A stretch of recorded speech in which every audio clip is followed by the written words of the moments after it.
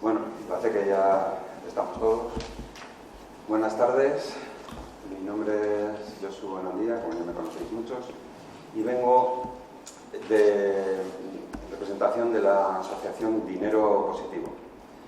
Nuestro objetivo como asociación es proponer una reforma al sistema monetario y bancario porque pensamos que es defectuoso, ¿no? Nosotros creemos que muchos de los problemas que tiene hoy en día la sociedad, como el paro, los desahucios, la deuda, etcétera, son en realidad síntomas de una enfermedad mucho más profunda, que es que el propio sistema monetario es defectuoso. Y entonces, pues como cualquier médico, lo que proponemos es no atacar a los síntomas, sino a la propia enfermedad en sí. Un problema que nos encontramos para explicar, a la hora de explicar nuestra propuesta, es que apenas se entiende por la sociedad lo que es el propio sistema monetario, ¿no? ¿En qué consiste? ¿Cómo funciona nuestro sistema monetario? Así pues he pensado que para organizar esta charla de esta manera, en primer lugar vamos a hablar de la reserva fraccionaria, que es el nombre así un poco peculiar que tiene el sistema monetario en el que vivimos. Luego veremos los efectos del sistema sobre nuestra sociedad y nuestra economía. En tercer lugar, veremos una parte un poco histórica de cómo ha habido otros intentos de reforma del sistema. Y por último, aquí viene ya el publirreportaje, que ahí voy a hablar de mi libro. ¿Cuál es nuestra propuesta de la reforma de este sistema? ¿Quiénes somos y qué proponemos? Bueno, pues sin más preámbulo, vamos a hablar de la reserva fraccionaria, funcionamiento del sistema monetario actual. Bueno, todos manejamos, todos vivimos en el sistema monetario, todos tenemos créditos, depósitos, cuentas, hipotecas, pero me da la sensación de que no entendemos muy bien en el fondo cuál es el funcionamiento de este sistema. Entonces, creo que la forma más fácil o efectiva para entenderlo es hacer una visión un poco histórica de cómo hemos llegado hasta aquí. Entonces voy a ir, no al principio de los tiempos, a una época un poquito más moderna. Bueno, durante la historia ha habido infinidad de sistemas monetarios. La historia del dinero es apasionante, por cierto, os recomiendo si a alguien le interesa. Y todo tipo de cosas se han utilizado como dinero en la historia. Pero yo voy a un momento ya más reciente, más moderno. Se acaba la Edad Media, empieza el Renacimiento, hay un auge en el comercio, se descubre América, Marco Polo, la ruta de la seda, etc. Y se inicia el capitalismo moderno, ¿no? Bien, en ese momento el dinero básicamente era oro acuñado y plata, acuñado por los reyes, que siempre han sido muy celosos de cuidar que solo ellos tuviesen el derecho de acuñación, porque realmente confiere poder, el poder acuñar el dinero. Muy bien, en ese momento la gente que tiene mucho oro lo que tenía era un problema de seguridad. Un mercader, un comerciante, tiene un montón de oro en su casa y puede ser robado, ¿no? Entonces empieza a haber unas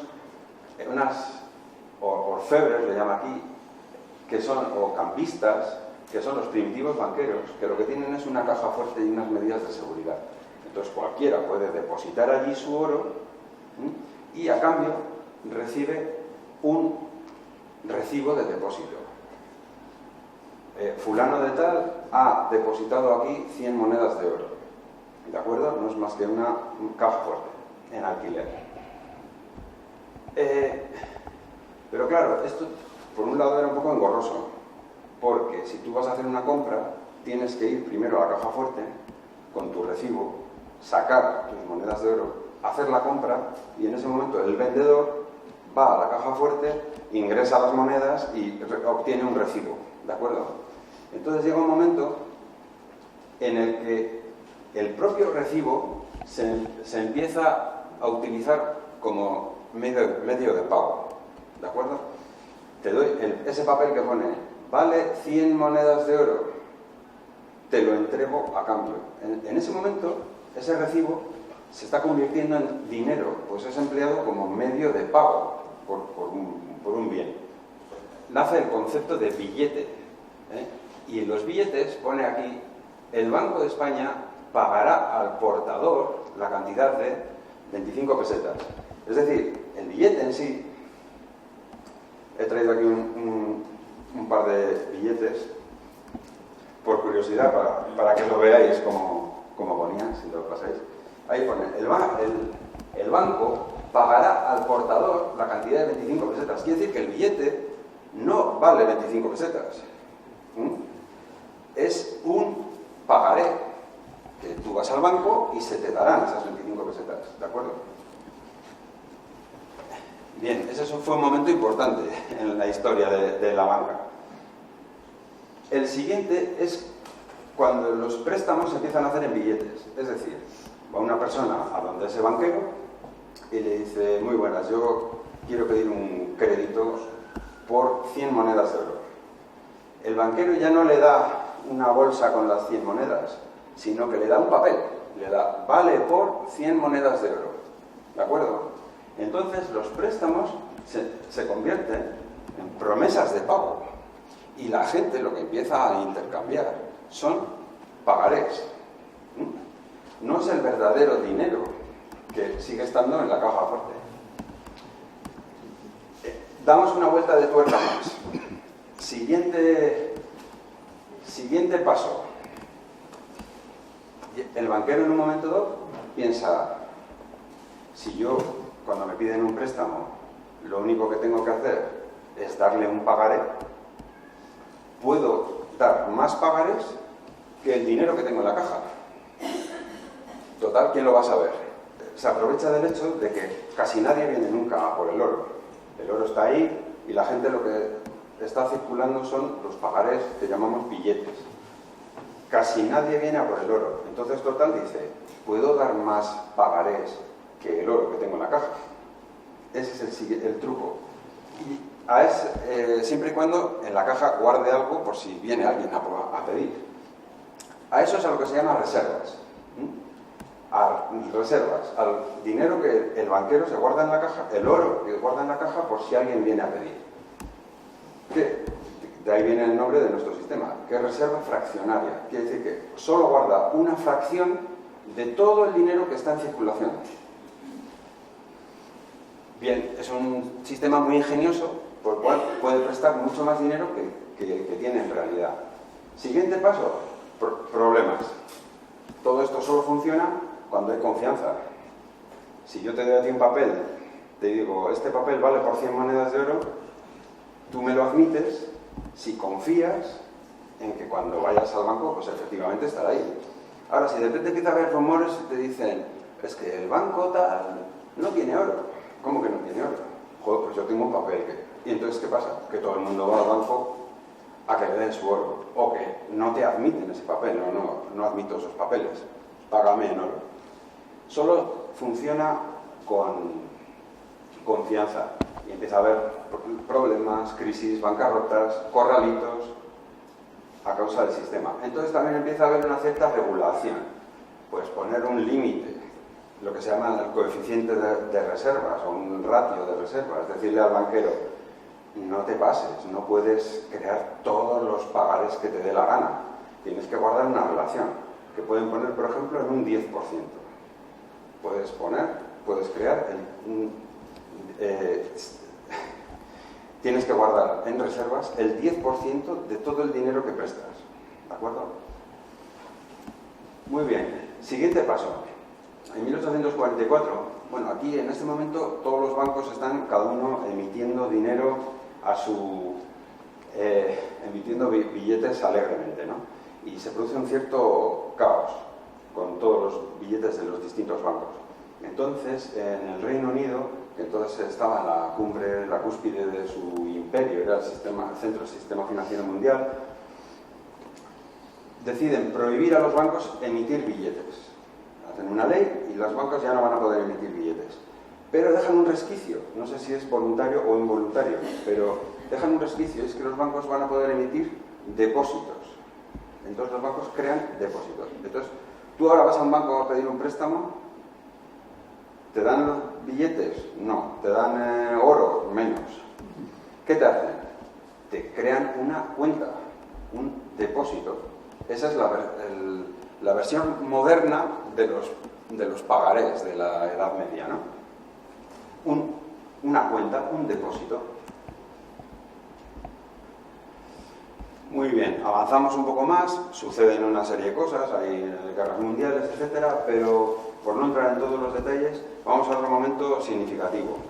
En 1971, los Estados Unidos anuncian que ya no van a soportar el oro, es decir, que si tú vas con dólares al Banco Central Americano, no te van a dar tu oro. Punto. En ese momento, el billete deja de representar un valor que está en la caja, sino que ya es el valor en sí mismo. Y más o menos en esas fechas, en España se quita de los billetes la frase de el Banco de España pagará al portador. El billete, el dinero pasa a ser lo que se llama fiduciario, que no sé exactamente dónde viene el término, yo creo que es de fe, porque confías en que valga algo.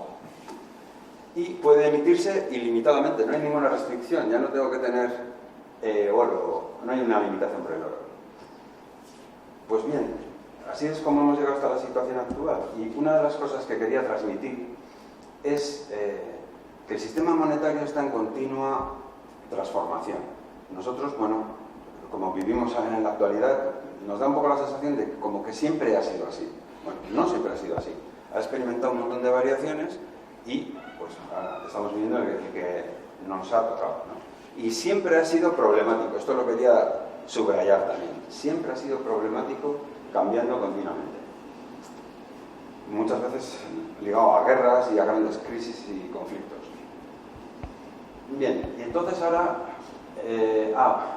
una cita primero de un gran economista: el proceso mediante el cual los bancos crean dinero es tan simple que la mente lo rechaza. Esta frase es importante. Yo he intentado explicar esto muchas veces a mucha gente y si dices que los bancos prestan dinero que no tienen, nadie te cree. Pero bueno, visto de esta manera, de la forma histórica que hemos visto, os habéis dado cuenta de que es así, ¿no? Como lo que sucede. Y ahora vamos a ver un poco más en detalle. Y vamos a ver el mecanismo de un préstamo. ¿Cómo se hace un préstamo? Este es Juan. Juan necesita 10.000 euros porque se va a comprar un coche. Así que va al banco y pide un préstamo de 10.000 euros. El banco se lo concede y entonces, ¿qué hace? Como hemos dicho, ¿le da 10.000 euros? Es decir, monedas, billetes. No, le crea un depósito o una cuenta corriente, si queréis llamarlo así. En el pasivo del banco, eso significa que el banco debe a Juan 10.000 cuando los pida. Y esto significa que el Juan le debe al banco 10.000.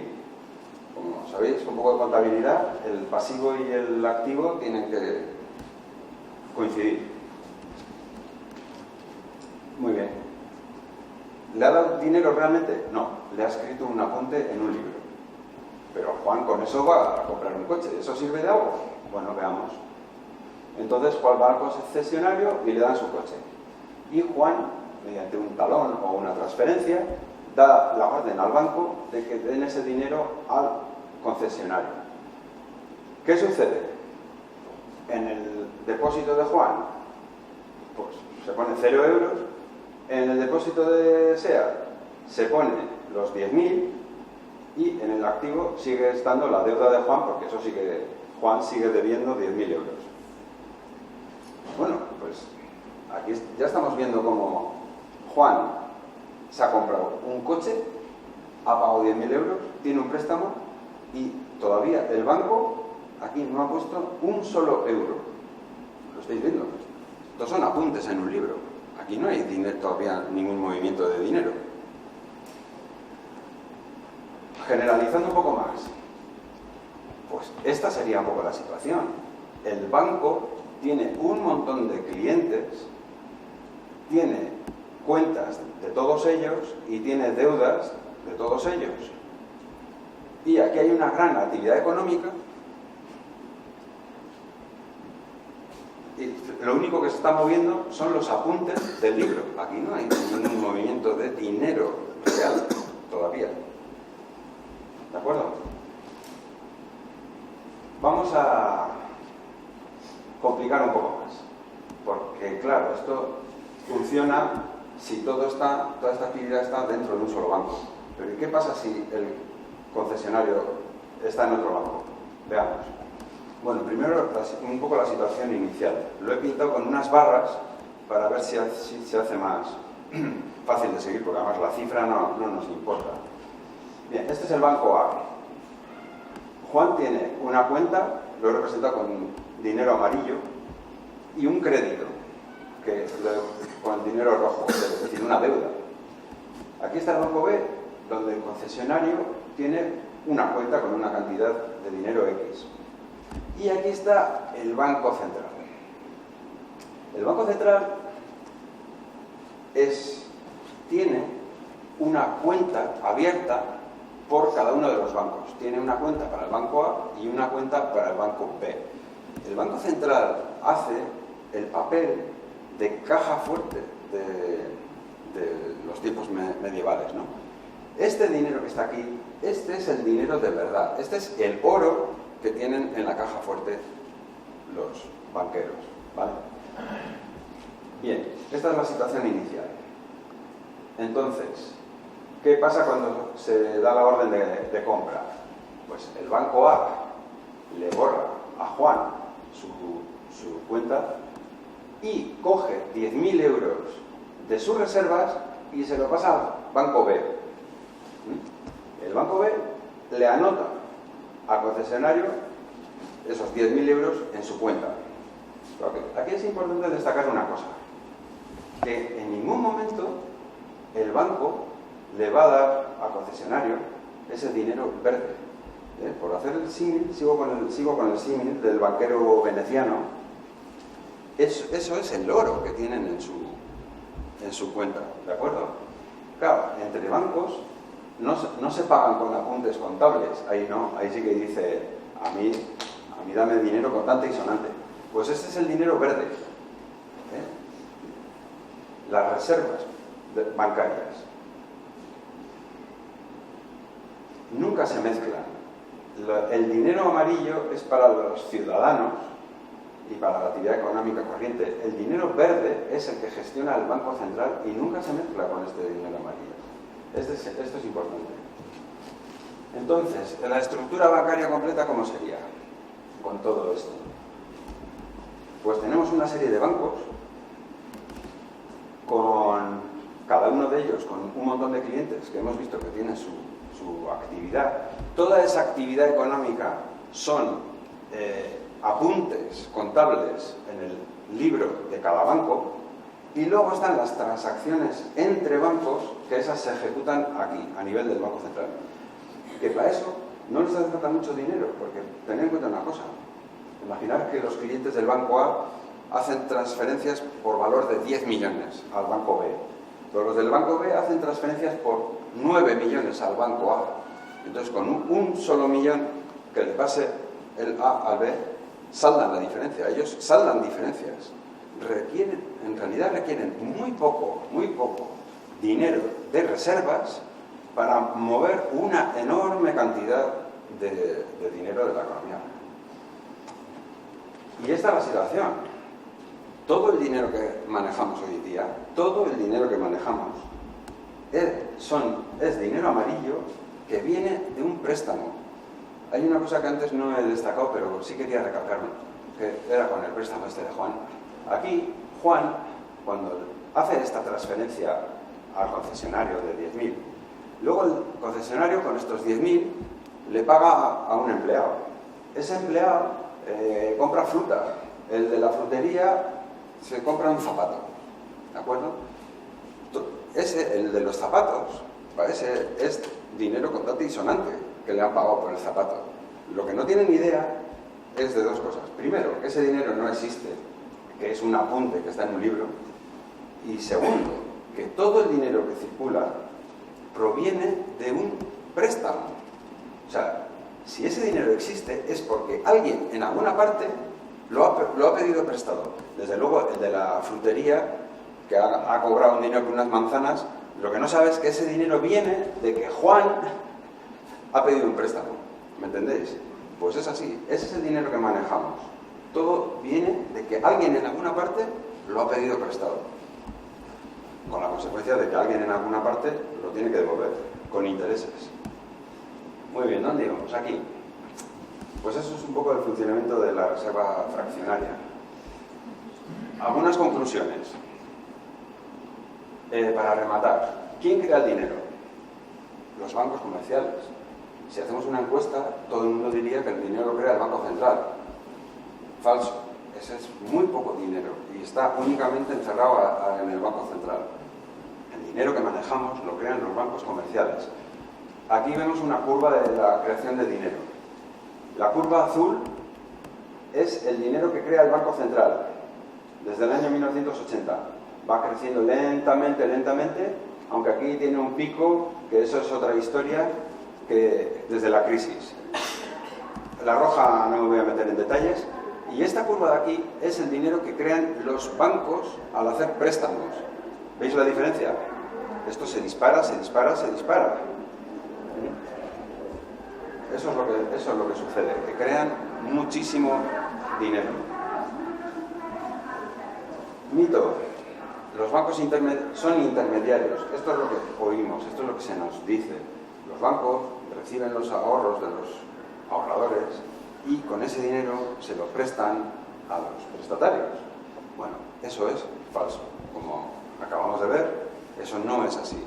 Los bancos prestan dinero que inventan en el momento de hacer un pagaré. Esa es la realidad. Y de hecho, aquí tengo un fragmento de un documento muy interesante que te lo dice el propio Banco de Inglaterra. Dice: la creación de dinero en la práctica difiere de algunas creencias populares. La banca no actúa simplemente de intermediario, prestando el dinero que los ahorradores le han entregado. En este documento lo explica muy bien todo esto. De aquí he sacado mucha información para esta charla. Quiero decir, no es un secreto, está ahí, lo dice el propio Banco de Inglaterra, pero por alguna razón pues, no llega a la sociedad y la gente no sabe esto. Es más, hay algunos estudios que no lo saben ni los parlamentarios. Bien, ¿cuál es la materia prima? La confianza. Los bancos pueden crear todo el dinero que quieran siempre y cuando haya confianza de recuperarlo. Su gran enemigo es la morosidad. Y os voy a poner un ejemplo muy sencillo. Tú imagínate que tienes 1.000 euros y haces 10 préstamos de 100 euros cada uno. Bueno, 2 te fallan y no te lo devuelven. Bueno, pues tienes un problema. Acabas de perder una cantidad de dinero, ¿no? Bien, puede ser más o menos grave. Pero ahora pongámonos en la situación de un banco real. Un banco tiene 100, ¿de acuerdo? Pero presta 1.000. Presta mucho más de lo que tiene. Hace 10 préstamos de 100 y van 2 y no se lo devuelven. ¿Qué sucede ahora? Pues ya no es como antes, no es que el banco tiene pérdida, no, es que ha quebrado. Ha perdido mucho más dinero que el que tiene realmente. Y esto seguro que no os sonará extraño si os acordáis del rescate a la banca española. Es exactamente lo que sucedió. Empezaron a no cobrar préstamos, empezó a haber morosidad y simplemente se quebraron. Ese es el problema. ¿Cuánta cantidad se crea? Como hemos dicho, se intentan establecer unos límites, pero la verdad es que crean muchísimo dinero encima del límite. Bueno, tú ponte en su lugar. Tú imagínate que pudieras crear todo el dinero que te dé la gana, siempre y cuando luego te lo devuelvan. ¿Cuánto crearías? Pues todo lo que puedas. Entonces aquí vemos cómo la curva se dispara, la cantidad de dinero que crean, y esto de aquí es una gráfica interesante que representa el valor del dólar. El dólar, desde 1800, desde hace muchísimo, pero durante 2 siglos el dólar ha estado un poco oscilando ahí hasta el siglo XX. ¿Y qué pasa en el siglo XX? Catapumba. Se desploma absolutamente su valor, ¿no? Y parece que está ligado con este fenómeno, que cada vez se crea más y más dinero y el propio dinero vale cada vez menos. Efecto riqueza. Bueno, esto a priori es un efecto positivo de la banca, que es algo que me dicen los críticos, ¿no? Que dicen, ya, pero es que este sistema lo que permite es que haya mucho crédito. Claro que hay mucho crédito, porque al banco no le cuesta nada prestar, es un papel. Yo quiero 10.000, toma. Yo quiero 20.000, toma. Es un pagaré el que emiten. No cuesta nada, entonces fluye el crédito. Entonces todo, de repente parece que somos más ricos. Aumenta el consumo, aumenta la inversión, nos compramos coches, nos compramos casas, nos vamos de vacaciones, con crédito, porque es fácil concederlo. Pero bueno, precisamente hasta hace poco igual pensaban que era positivo, pero yo creo que ya a estas alturas de la crisis nos hemos dado cuenta que en realidad pues tiene un gran componente negativo, ¿no? Esto de abusar del crédito en el primer momento parece genial, pero luego tiene una factura muy fuerte, así que esto me parece a mí más un factor negativo que positivo. Y por último, este es un tema también muy interesante que se podría entrar en profundidad, pero no tenemos tiempo, es de dónde sale el dinero para los intereses. Si hemos dicho que el dinero que manejamos en la sociedad ha sido creado por los bancos en forma de préstamo, pero ese dinero ahora lo van a tener que devolver con intereses. Entonces dice, ¿de dónde sale el dinero de los intereses? ¿Me estoy explicando? Entonces, ¿qué se necesita? Inyectar continuamente nuevo dinero en el sistema para que los prestatarios puedan devolver sus deudas con interés. Continuamente hay que meter más dinero en el sistema. ¿Y cómo se mete el dinero en el sistema? Mediante deuda que acarreará intereses. Por lo tanto, hay que meter más y más y más. Y entonces es un círculo vicioso que nos obliga, aparte de continuamente inyectar dinero, a tener un crecimiento económico continuo. De ahí viene la necesidad. Tenemos que crecer un 3% todos los años, porque si no, esto es un desastre. Es que tenemos que pagar todo este dinero que está en la sociedad en base a deuda. Bien, no insisto, pero hay todas unas teorías del decrecimiento que son muy interesantes y que van en esta línea, ¿no? Vale, pues esto era todo en cuanto al funcionamiento del sistema monetario, lo que se llama la reserva fraccionaria, ¿no? Pero últimamente ha pasado desde la crisis económica un fenómeno muy interesante y bueno, he querido introducirlo aquí porque es que tiene totalmente encaje con la problemática monetaria y está muy de moda, lo leeréis todos los días en los periódicos, que es este programa de Quantitative Easing. Bien, ¿qué significa esto? Vale, llega una crisis, entonces empieza a haber falta de confianza y ya hemos visto que los bancos, si no hay confianza, no prestan. Vale.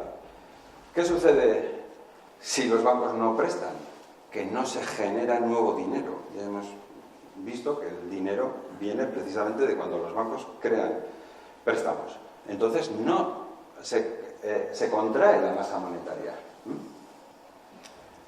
Y entonces, ¿qué es lo que se produce? La deflación. Empieza a haber menos dinero en el sistema y el precio de las cosas disminuye, en vez de a lo que estábamos acostumbrados hasta ahora, que es a que hubiese una cierta inflación. Bueno, esto, como lo consideran muy malo y peligroso, empiezan a un montón de voces a clamar, a pedirle al Banco Central que haga algo. Los bancos tienen que prestar, ¿Por qué tienen que prestar los bancos? ¿Para que se mueva la economía? pues en cierta medida, pero yo creo que es aún más importante la razón de fondo. Para crear dinero. Hay que crear dinero. Pero los bancos no prestan. Entonces el Banco Central toma una medida extrema. Dice, voy a crear un montón de dinero. Y aquí tenemos al pobre Bernanke creando un montón de dinero. Bernanke era el anterior presidente de la Reserva Federal Americana. Se lió en un programa de estos de creación de dinero, en el cual crean toneladas de dinero. En el caso americano estaban creando 80.000 millones al mes, pero no fue suficiente, lo incrementaron, etc. Ahora mismo, en Estados Unidos hubo 3 programas de estos. Ya terminaron.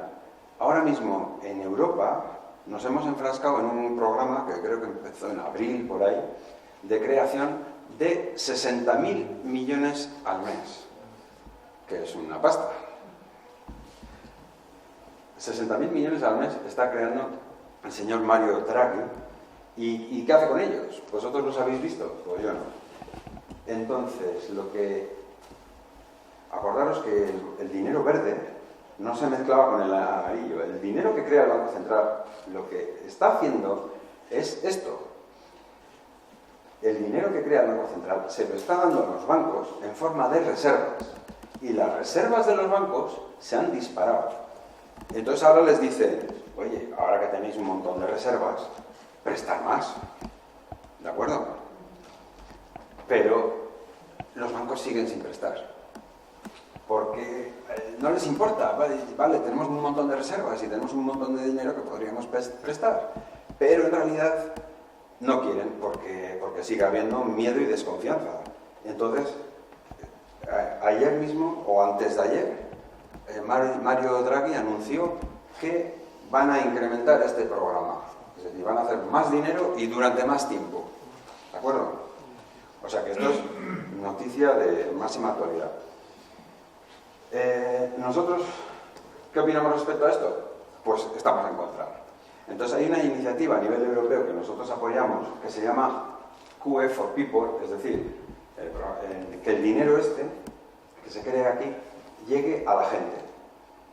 Calculando así a ojímetro, 60.000 millones al mes supone para cada europeo 180 euros, por ejemplo. Si se repartiese ese dinero durante 10 meses o durante 20 meses, serían 3.600 euros por cabeza por cada ciudadano europeo. Coño, en vez de dárselo a la banca, repártelo a la gente.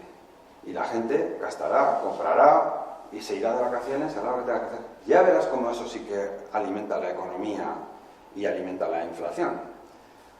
Pero no quieren, porque yo creo que, no dicen por qué, simplemente no lo hacen y punto. Pero creo que una de las principales razones es que no quieren de ninguna manera que este dinero verde llegue a la gente. Nosotros tenemos que seguir utilizando el dinero amarillo que viene de los préstamos de los bancos. Punto pelota. Este dinero verde no nos lo van a dar. Bien, y con eso cierro el capítulo de Quantitative Easing. Solo espero que cuando ahora veáis las noticias del periódico y veáis a Mario Draghi, pues pongáis un poco más en perspectiva esas noticias, ¿no? Muy bien. Y vamos a ver ahora los efectos. Bueno, esto era todo en cuanto al sistema actual. ¿Qué efectos tiene sobre nuestra economía? Pues, en nuestra opinión, unos efectos muy perniciosos, ¿no? Por un lado, tiene problemas para la sociedad. El efecto riqueza, como ya he comentado, nos lleva a gastar por encima de nuestras posibilidades. La desigualdad, porque daros cuenta de una cosa, todo el dinero que circula es dinero creado en base a deuda. Todo ese dinero va a tener que ser devuelto con intereses. ¿Y quién cobra esos intereses? Hay un 10% de la población, que es el destinatario de todos esos intereses. Y el 90% restante somos los paganos del sistema. Esto lo que está haciendo es acrecentar enormemente las diferencias entre el 90% y el 10% restante. Y en cuanto a la democracia, también hay aspectos aquí a tener en cuenta. Primero porque el crear dinero da un gran poder. Entonces, ¿quién controla este poder? Resulta que, según mis datos, en el Reino Unido, el 85%, lo voy a consultar, el 85% del dinero se concentra en 5 bancos. Esos 5 bancos tienen unos consejos de administración que lo formarán unas 80 personas. Esas 80 personas controlan una parte inmensa de la economía británica, ¿no? Por el poder que les da el crear el dinero de esta manera. Y también es interesante este otro dato, cómo la economía se está haciendo cada vez más bancarizada, ¿no? Hace 30 años, en Estados Unidos, los beneficios empresariales del sector financiero suponía el 11%. Bien, hoy en día, el 32%, es decir, se ha multiplicado por 3 de todos los ingresos de las empresas.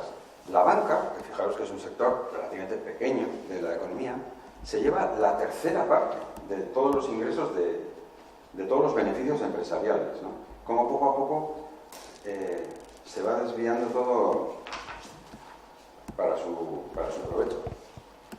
Bien, ¿y qué problemas tiene? Nosotros pensamos que este sistema no solo es malo para la sociedad, sino para la propia economía, porque debido a la cantidad de los préstamos, hemos visto que cuando los bancos se animan, cuando hay un buen ambiente financiero, se ponen a prestar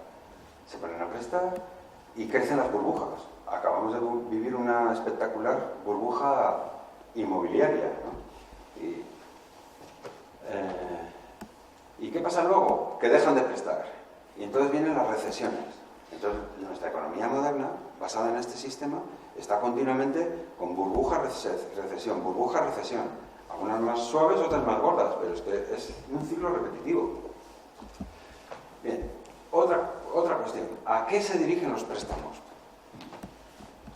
Ponte en el lugar del banquero. Tú tienes la capacidad de dar préstamos. ¿A quién le darías? Bueno, a cualquiera que te dé importantes intereses y que te dé la seguridad de que lo vas a recuperar el dinero, ¿no? Eso hace que se concentren en algunos sectores. Por ejemplo, se concentran habitualmente en el sector inmobiliario, porque si no pagas, se quedan con el piso. Eso ahora no les ha salido muy bien la jugada últimamente, pero antiguamente sí que eso era un garante. Bueno, si no pagas, me quedo con el piso y así voy, con eso cubro. Otro sector que también se lleva gran parte de este dinero creado por los bancos es la deuda pública, o sea, la deuda de los gobiernos. Porque, mal que bien siempre pagan, a no ser que sea Grecia, una catástrofe de este estilo, pero normalmente los gobiernos devuelven sus deudas. Así que ahí se dirige mucho dinero también. En cambio hay otros sectores a los que se dirige mucho menos crédito. A las empresas, etcétera, creo que solo es un 8% del total de crédito que se crean los bancos, se dirige a las actividades económicas productivas. ¿Por qué? Porque prestas a un empresario y la cosa va mal y no te devuelve. Y ahí sí tienes un problema, ¿no? Entonces, claro, el mecanismo de crédito está haciendo que unas actividades se disparen, como el inmobiliario, con su burbuja, etcétera, y otras no reciben nada de dinero. Bueno, esto es así, a grosso modo, lo que nosotros vemos que son las grandes pegas de la economía, ¿no? O sea, del sistema este. Muy bien, entonces, pues si es tan malo, si tiene todos estos problemas, y si ya los conocemos, ¿cómo no se ha reformado? Bueno, pues vamos a ver las propuestas de reforma que ha habido en la historia. Y he cogido un ejemplo histórico, espero, que a mí me parece muy interesante y espero no aburrir. He cogido un momento puntual de la historia que es la independencia de los Estados Unidos. Los Estados Unidos eran unas colonias británicas que en un momento dado montan una revolución y se independizan de Inglaterra. Y bueno, Este momento tiene mucha relación con el sistema monetario. Y lo he resumido con unas cuantas citas de personajes de la época, que espero que sean ilustrativas. Aquí dice Benjamin Franklin, padre de la patria norteamericano. Dice: en las colonias emitimos nuestro propio dinero, billetes coloniales. Lo emitimos en justa proporción a la demanda comercial e industrial. Creando nuestro propio dinero, controlamos el poder adquisitivo y no debemos pagar interés a nadie. Coño, a alguien ya se le había ocurrido. A alguien ya se le había ocurrido el truco. Vamos a hacer nuestro dinero. Pero veamos el siguiente párrafo, que es una editorial en el Times of London de 1765. Dice: hay que solucionar esta política que tiene su origen en Norteamérica, según la cual el gobierno puede emitir su propio dinero sin coste. Va a pagar su deuda y quedarse sin deudas. Va a tener el dinero necesario para llevar a cabo el comercio. Va a convertirse en próspero sin igual en la historia del mundo. Dice: de verdad, ese país debe ser destruido.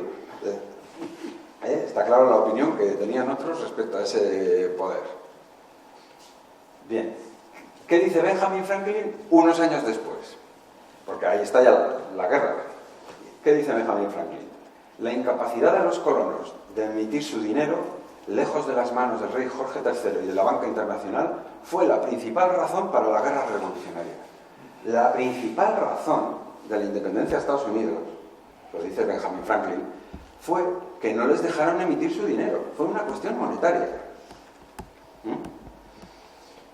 Venga, sigamos. ¿Qué dice Thomas Jefferson? Este es el tercer presidente, o sea, todavía muy reciente todo ello. Dice: si los pueblos permiten un día que los bancos privados controlen su moneda, privarán a la gente de toda posesión, primero por medio de la inflación, enseguida por la recesión, hasta el día que sus hijos se despertarán sin casa y sin techo. Y ahí lo dejo estar. ¿No os recuerda, no tiene un paralelismo con nuestra situación actual? Pues lo anunció Thomas Jefferson hace muchísimos años, ¿no? Si los pueblos permiten un día que los bancos privados controlen su moneda. Pues eso es. Y a Andrew Jackson, este también es famoso en el tema monetario, por lo siguiente, porque los bancos internacionales entonces intentaron crear en Estados Unidos un banco central y modelar el sistema monetario estadounidense pues como era el europeo de la época, el británico. Y los líderes, algunos líderes norteamericanos se resistían, ya veis la opinión que tenían del tema este monetario. Entonces se resistían. Y concretamente Andrew Jackson vetó como presidente la creación de un banco central, algo que hoy en día nos parecería descabellado. Bueno, Estados Unidos funcionaba tranquilamente sin banco central y de hecho el presidente lo vetó. Y que dijo, una frase que pasó a la posteridad fue: he matado al banco. Y este dijo: si el Congreso tiene el poder constitucional de emitir dinero, le fue concedido para usarlo él mismo y no para ser delegado a individuos o corporaciones. Bueno, en aquella época la gente era muy consciente de estos temas monetarios, no es como ahora que, bueno, por lo que sea, tenemos otras preocupaciones y este tema monetario se nos ha olvidado. Pero ellos lo vivían de forma muy intensa. Y aquí tenéis un cómic de un periódico de la época, que es el general Jackson matando al monstruo. El monstruo es la banca internacional, que tiene varias cabezas, que son políticos, banqueros, periodistas, etc. Y este es el señor Jackson con su espada matándolo. ¿Y qué dijo Franklin Roosevelt? Esto ya mucho después, esto ya entrados en el siglo XX, dijo: la verdad, como usted y yo sabemos, es que los grandes centros financieros han controlado al gobierno desde los tiempos de Andrew Jackson. Precisamente, ¿no? El único que se atrevió a matar al banco. Por cierto, el presidente Andrew Jackson fue el primero que sufrió un atentado en Estados Unidos. No lo mataron, pero lo intentaron. Una historia un poco más reciente, de gente que también ha intentado hacer algo al respecto. Frederick Soddy, premio Nobel de Química, Este hombre era un químico cualquiera, ¿no? Bastante brillante porque ganó un premio Nobel, y que con sus dineros del premio Nobel empezó, esto dónde lo invierto, qué hago con él, y se empezó a informar sobre el tema financiero, ¿no? Y empezó a descubrir estas cosas y se quedó escandalizado. Pero ¿cómo? Esto es así, esto no puede ser así. Y fue el primero que empezó a escribir ya más científicamente sobre el sistema de reserva en contra de la reserva fraccionaria. Y este inspiró a otros que vinieron después, como Irving Fisher y otras eminencias económicas de las grandes universidades americanas, que en el crash posterior o sea, en la época de la Gran Depresión norteamericana, culparon al sistema monetario y elaboraron un plan que llamaron Plan Chicago. El Plan Chicago que pues, es el que luego nos ha inspirado a nosotros, por ejemplo, ¿no? Entonces, quería transmitir con esto que estas preocupaciones ya vienen de antiguo. Ha habido gente intentando hacer cosas. Aquí una cita de Henry Ford, el de los coches, gran empresario, ¿no? Dice: está claro que la gente no entiende el sistema monetario y bancario, porque si lo hiciese, creo que habría una revolución mañana por la mañana. Esto no lo dice Stalin, Mao Zedong, ni a un revolucionario. Esto lo dice Henry Ford. ¿De acuerdo? Entonces, ¿cuál es el problema? Que todos ellos han fracasado. Cosa que a mí, pues, me da mucho que pensar, ¿no? Si gente tan brillante, esas eminencias catedráticos de economía de las más prestigiosas universidades, elaboran un plan y no llegan a ninguna parte, ni nadie les hace caso, pues, ¿a qué se debe o cómo podemos solucionar eso? Y eso me lleva al capítulo de autobombo que os voy a explicar ahora. Bien, dinero positivo. Nosotros somos una asociación sin ánimo de lucro en el ámbito español.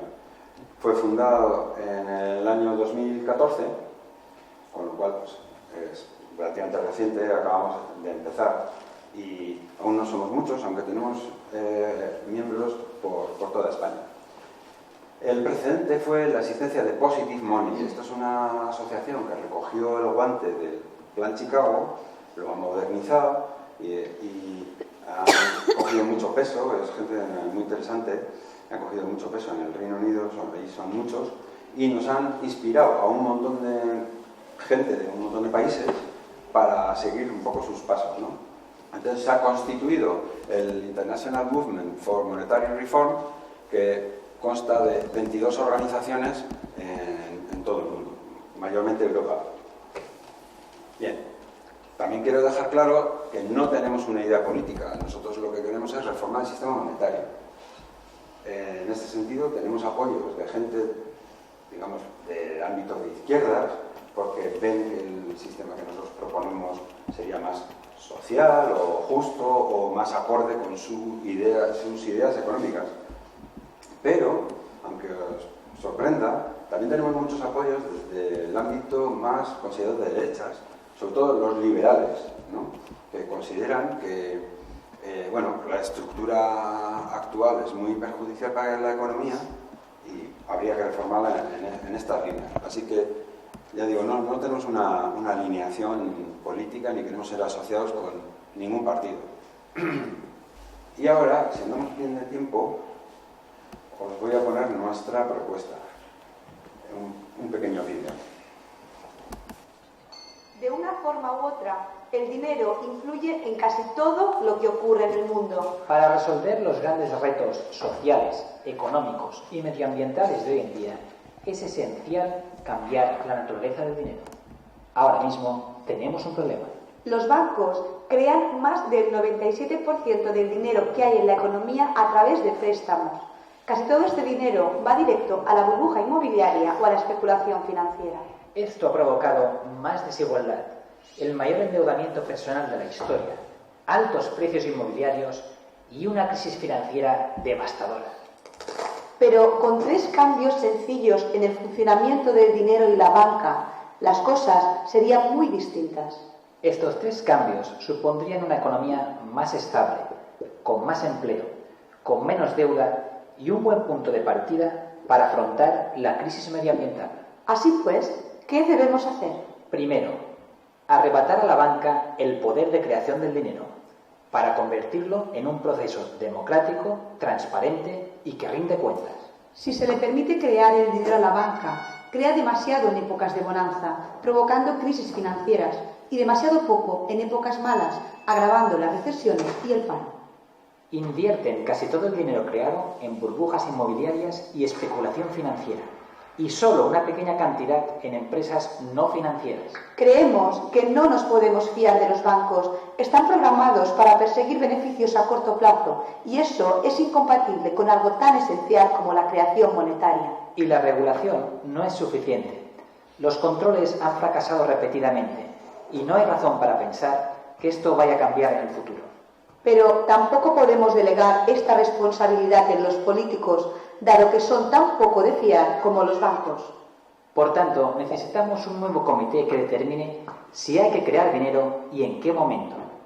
Este comité tendría que rendir cuentas al Parlamento y estar protegido de los intereses creados. Crearía una cantidad adecuada de dinero, ni demasiado para que no se provoquen burbujas o crisis, ni demasiado poco para no caer en recesión. Segundo paso, dinero creado, libre de deuda. Ahora mismo los bancos crean dinero cada vez que hacen un préstamo. Eso significa que por cada euro que hay en tu cuenta hay otra persona que debe un euro. Casi todo el dinero que circula en la economía es en realidad dinero prestado de los bancos. Y tenemos que pagar interés por casi todos los euros que hay en existencia. Si intentáramos repagar todas las deudas, ese dinero desaparecería de la economía, agravando la situación de los que siguen endeudados. En vez de dejar que los bancos creen nuestro dinero, podría crearlo el Estado libre de deuda. Y en lugar de prestar este dinero a la economía a través de hipotecas y préstamos, se podría invertir en la economía. Podríamos estimular la economía real con dinero nuevo y libre de deuda y facilitar el pago de las deudas de los ciudadanos. Tercer paso. Queremos que el dinero llegue a la economía real antes que a los mercados financieros y a las burbujas inmobiliarias. Si ese dinero nuevo se utilizara para financiar el gasto público o reducir los impuestos, sería un dinero anclado en la economía real. Crearía empleo y apoyaría a las empresas, en lugar de estimular los mercados financieros e inmobiliarios. Nos esperan grandes retos en los próximos años, como el aumento de la población, el cambio climático y el agotamiento de los recursos naturales. Ahora mismo es imposible resolver estos problemas porque el dinero, que afecta prácticamente todos los aspectos de nuestra vida, está roto. Tenemos que arreglarlo e instaurar un sistema monetario que beneficie a la sociedad en vez de perjudicarla.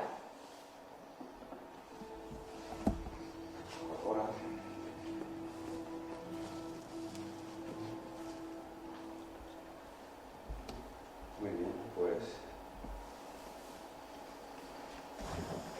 Bueno, ahí ya, como ha resumido un poquito en el vídeo todo lo que quería decir, ¿no? Todos los problemas y las tres medidas, las tres soluciones que planteamos. Sobre las tres soluciones, sobre las tres medidas, no voy a comentar, ya lo ha dicho el vídeo. Sí quería matizar un poco alguna cosa. Primero, nosotros no demonizamos a la banca. Tampoco queremos que la banca sean unos señores malvados que nos están robando. Lo que queremos es que el sistema bancario está mal. El sistema está roto. Los bancos hacen lo que tienen que hacer, como una empresa privada que son, que es obtener beneficios. No demonizamos a la banca, sino criticamos el propio sistema. En segundo lugar, tampoco queremos prometer una utopía ideal de maravillosa. Es decir, implementando estas medidas, pues siempre va a haber problemas económicos, o va a haber otro tipo de crisis, etc. Pero pensamos que la economía sería mucho mejor que la de ahora, eso sin ninguna duda. Es decir, tampoco vendemos utopías. Y por último, iba a decir una tercera cosa que se me ha olvidado. Sí, que esto dicho así suena muy sencillo, tres frases, esto y lo otro. Quiero decir que esto tiene un trabajo más serio, que hay gente muy inteligente detrás, que ha preparado no solo las medidas incluso simulaciones matemáticas de cómo quedaría la economía en un sistema en el que se implantasen estas medidas. No voy a entrar en detalles, pero os digo solo el resumen. Quedaría muy bien. Pero sí que hay unos estudios y unos planes de cómo, desde la situación actual, migrar a la nueva situación que proponemos. Todo esto está planificado, no es todo tan chachipiruli como en el vídeo, que os animo a verlo, está en nuestra página web y está toda la documentación y por supuesto a través de mí mismo. Como os he dicho que estamos haciendo este proyecto en un ámbito europeo, os resumo así muy por encima lo que estamos haciendo en distintos países. En Suiza, un poco el primero porque es nuestro mayor éxito, nuestros colegas de Suiza han conseguido reunir más de 100.000 firmas y con eso ya van a plantear un referéndum. Allí las cosas llevan su tiempo, pero probablemente será en 2017, pero se va a realizar un referéndum sobre esta cuestión en Suiza. Ya os puedo anticipar eso. En el resto de países, bueno, tampoco voy a entrar en detalle, en el Reino Unido tiene muchísimo efecto, están debatiendo los medios de comunicación, hay debates en el Parlamento y poco a poco la sensibilización aumenta. En Islandia, que han tenido un problema muy gordo con su banca, sabéis hace poco con la crisis, etc., y están muy sensibles con este tema, el propio presidente del gobierno ha encargado a una comisión que haga un estudio para la reforma monetaria y, sorpresa, el estudio este se ha basado exactamente en los documentos de Positive Money, en los principios, los 3 principios que os he mostrado aquí. Bueno, etcétera. En los distintos países hay bastante movimiento. El caso de Canadá también creo que es reseñable. En Canadá, nuestros colegas canadienses se han animado a demandar al Banco Central de Canadá. Han presentado una demanda en el Tribunal Supremo contra el Banco Central porque no está cumpliendo con sus obligaciones constitucionales. Por lo visto, en Canadá, en la Constitución pone que el Banco Central debe crear dinero. Y como no lo hace, pues le han metido una demanda. Ahí hay un juicio que está en marcha ahora mismo. Etcétera, etcétera. Y luego España, que lo he puesto en rojo, porque somos un poquito aquí los últimos de la clase, me da vergüenza confesarlo, pero bueno, hemos empezado un poco más tarde, somos un poco pocos y estamos haciendo, como veis, este tipo de cosas y todo tipo de actividades de difusión y comunicación para crecer también y nosotros intentar parecernos un poquito al resto de países europeos y mundiales, ¿no? Y este es el estado de nuestra asociación y de nuestra propuesta. Y con eso he terminado. Solo quería terminar con alguna reflexión para que os la llevéis. Una de Karl Marx. El dinero juega el mayor papel en la determinación del curso de la historia. Esto dicho antes, igual os hubiese sonado una exageración, pero después que hemos hablado de la independencia de Estados Unidos, quizás estéis más de acuerdo con esta frase. Efectivamente, el dinero, las cuestiones monetarias han tenido una trascendencia fundamental en la historia. Otra de Mervyn King, esta es reciente, porque este es el anterior director del Banco de Inglaterra, o gobernador del Banco de Inglaterra, nada menos. Y dice, de todos los posibles sistemas bancarios, el que tenemos es el peor de todos. Esta frase me encanta. Que lo dice el gobernador del Banco de Inglaterra, que no me lo invento yo. Y esta última me parece a mí muy interesante, respecto a la imposibilidad o la dificultad de transmitir estas cosas a la sociedad, ¿no? ¿Por qué resulta tan difícil? Si lo que estamos proponiendo podría ser mejor para todos. Y aún y todo, ¿por qué la gente es tan reacia y prefieren lo malo conocido, ¿no? Bueno, y esto tiene algo que ver. Dice un senador americano, los pocos que comprenden el sistema serán tan dependientes de sus beneficios que no opondrán oposición. Mientras que, por otra parte, la mayoría de la gente, que eso somos nosotros, incapaz de comprender las tremendas ventajas que el capital obtiene del sistema, llevará su carga sin queja, sin siquiera sospechar que el sistema es perjudicial. Bueno, pues ahí estamos nosotros. Pensamos que la mayoría de la gente no es consciente de lo malo que es el sistema para la propia sociedad. Y bueno, pues ahí estamos intentando comunicarlo esto lo más ampliamente posible. Y eso es todo. Con esto termino. Muchas gracias por haber venido. Los que queráis asociaros o acercaros de alguna manera a la asociación, pues ya sabéis dónde estoy. Esta es nuestra página web, este es nuestro Facebook y eso es todo. Muchas gracias.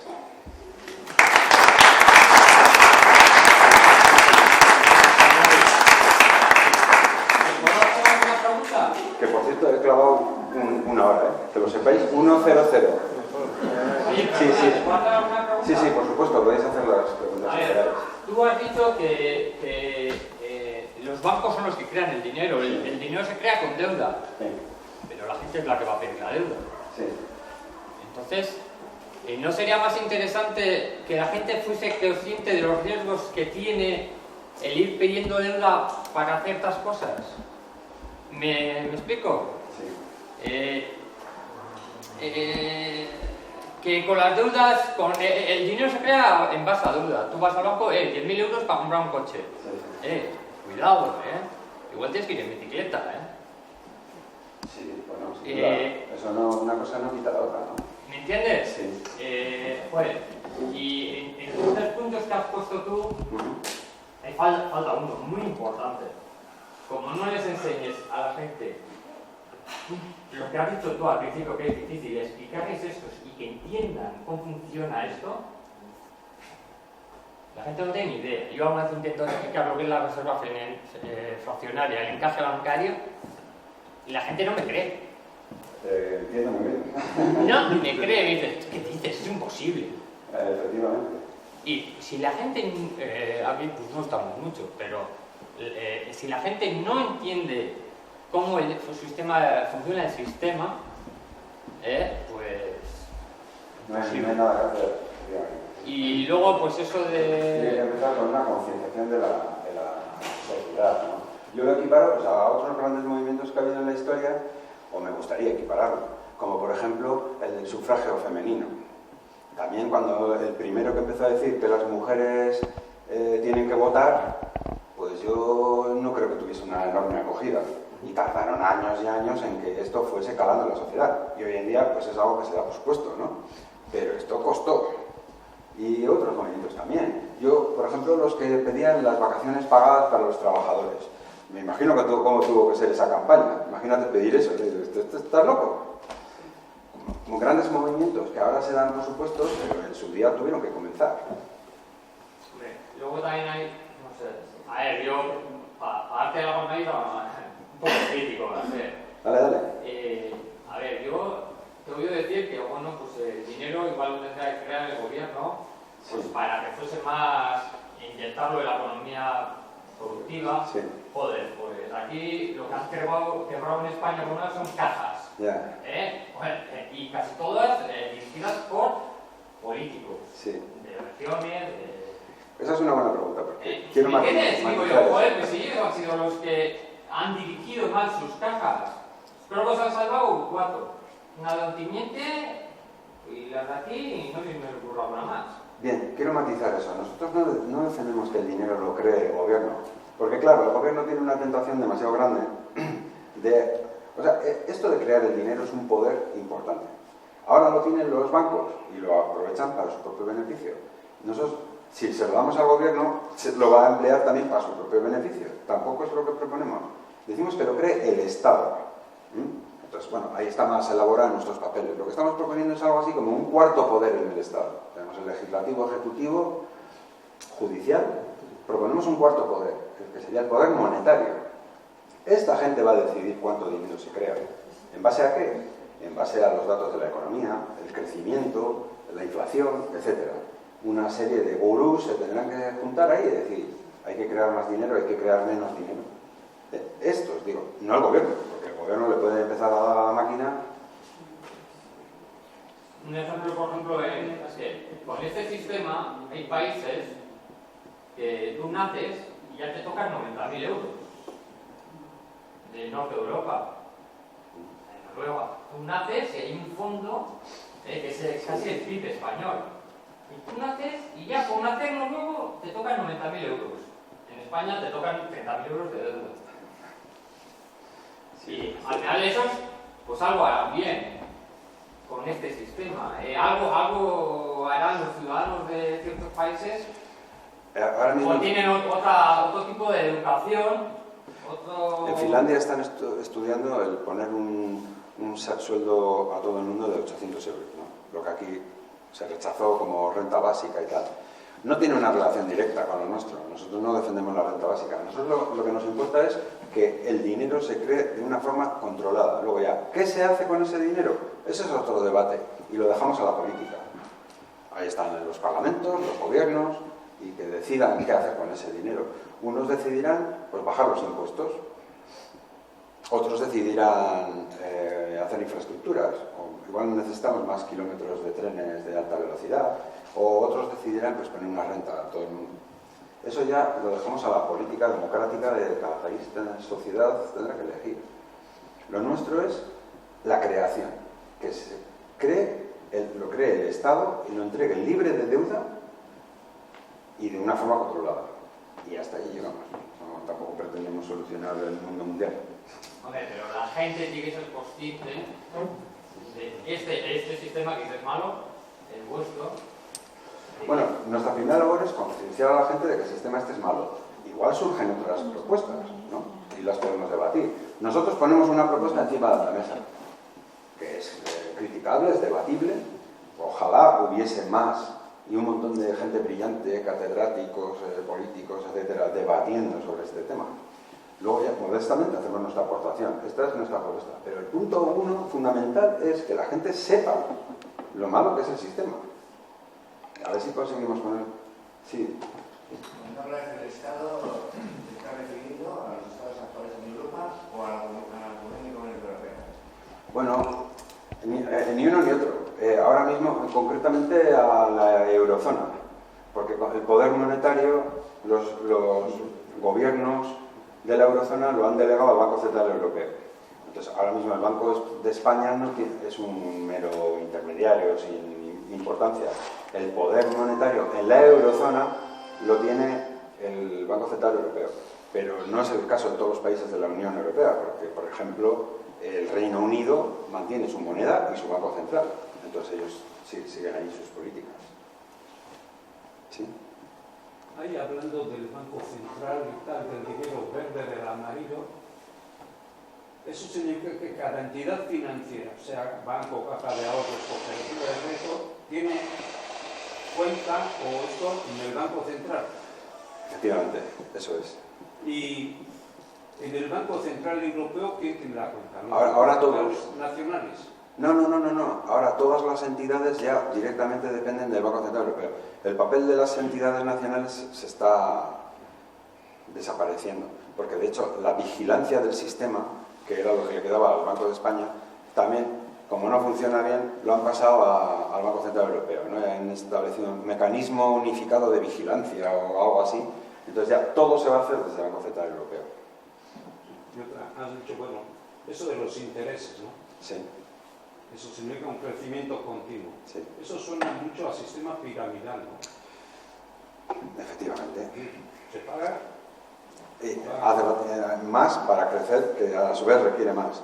Y no solo eso, sino que no es lineal, porque cuando hablamos de un crecimiento del 3%, nos imaginamos una línea recta, pero en realidad un crecimiento del 3%, ahí estaban dos antiguos profesores míos, y podrán afirmar que es una línea exponencial. Cada vez el 3% es una cantidad mayor, y por lo tanto la línea real es así. Y es evidente que no se puede mantener un crecimiento de esas características. Pero bueno, alguien dijo que si uno pensaba que era posible mantener un crecimiento constante, un crecimiento ilimitado, en un planeta limitado, una de dos, o era un loco o era un economista. ¿Sí? Sí, hay la comisión esta económica que hubiese, A la que proponemos, sí. sí. Realmente se convertiría en el amo. Y dicho de otra forma, yo me acuerdo del Tribunal Constitucional. Unos pocos son capaces de estar y echar fuera lo que ha aprobado el Congreso de los Diputados y el pueblo de Cataluña. Está claro que cuando se limita a un número sin control, no funciona. Entonces, eso tiene, puestos a pensar, tiene que ir más bien controlado por una máquina a la que se me mandan las ideas. Y esas ideas que hayan sido discutidas en el Parlamento o se hayan hecho referéndums o cosas de esas. Dicho de otra forma, si hay que poner que cuando el interés, o bueno, cuando la inflación es el 7%, tiene que bajar en tal, que baje él automáticamente la máquina, que una no cuesta artificial. nada, no cuesta nada, eso es programar un año. Bueno, acaso 100 para saber cómo funciona y qué es lo que hay que mandar. Pero, dicho de otra forma, entonces es independiente de las personas en sí. Eso de la máquina, pues tanto como eso no me atrevo a decir nada, no lo he pensado. Lo que sí es verdad lo anterior que decías, el punto débil de nuestro planteamiento es el comité. ¿Quién elige ese comité? ¿Y cuál es su operativa respecto al gobierno? Bueno, hoy en día también se supone que el Poder Judicial es independiente, y ya vemos lo independiente que es. Entonces, ese es un punto débil, ese sería algo a pensar muy bien. Sí. Estoy de acuerdo. Yo, con lo que ha dicho él, si la gente tuviese un mínimo de conocimiento, bueno, pues, a ver, antes aprendían pues, otras cosas, pero si la gente se preocupase de nuestro sistema, cómo funciona, cómo se crea el dinero, cuidadito con los bancos, que hay que pagar intereses, que todo el mundo no puede pagar los intereses, alguno va a perder sus tierras, sus casas, porque no hay dinero. Cuando se contrae, alguno tiene que ser consciente de que va a perder sus casas. Y pues, si la gente fuese consciente, pues al comité ese, ¿qué estás haciendo? Sí, por lo menos el proceso sería transparente y democrático. Y luego votarías en consecuencia. Y votarías en consecuencia y habría un conocimiento, pues debido a estas circunstancias de la economía, se ha decidido que este semestre la cantidad a crear va a ser X. Y bueno, estaremos de acuerdo, ¿no? Habrá un debate y bueno, será por lo menos un proceso transparente. No es lo que es ahora, que es un poco como de gurús, ¿no? Parece que se reúnen ahí en secreto en la cripta del Banco Central Europeo y aparece Mario Draghi con... bueno, pensamos que esto sería mejor, aún entendiendo la crítica esta, que es cierto.